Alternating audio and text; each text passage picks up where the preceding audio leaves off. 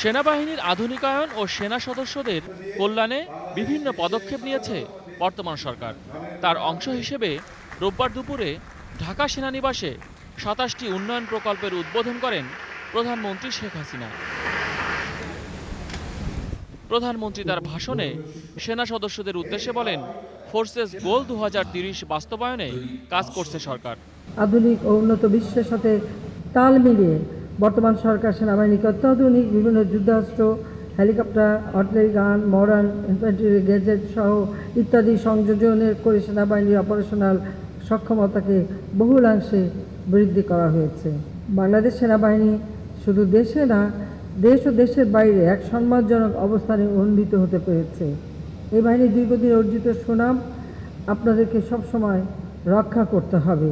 সেনাবাহিনীকে স্বাধীনতা ও সার্বভৌমত্বের প্রতীক উল্লেখ করেন শেখ হাসিনা। তাগিদ দেন বিশ্বমানের যোগ্যতা অর্জনের। বিশ্ব শান্তি প্রতিষ্ঠায় এবং বিভিন্ন বৈদেশিক মিশনে বাংলাদেশ সেনাবাহিনীর সদস্যরা তাদের আত্মত্যাগ, কর্তব্যনিষ্ঠা, পেশাদারিত্বের মাধ্যমে বাংলাদেশের জন্য বয়ে আনছে সম্মান ও মর্যাদা।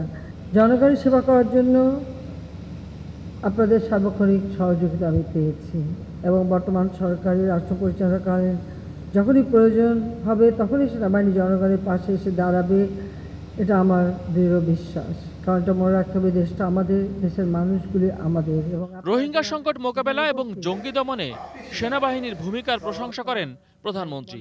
আশা করেন ঊর্ধ্বতন নেতৃত্বের প্রতি আস্থা, কর্তব্যপরায়ণতা, দায়িত্ববোধ এবং শৃঙ্খলা বজায় রেখে একনিষ্ঠভাবে দেশের জন্য কাজ করবে তারা।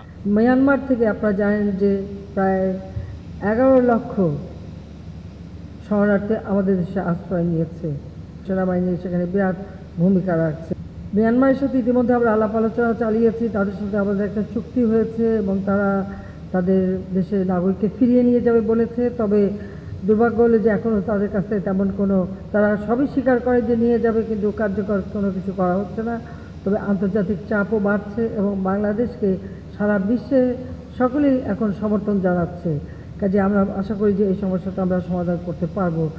মহসিন কবির, এটিএন নিউজ, ঢাকা। কারণ কবে এত লোক ফেরত নেবে আমরা জানি না, তার জন্য ভাষান্তর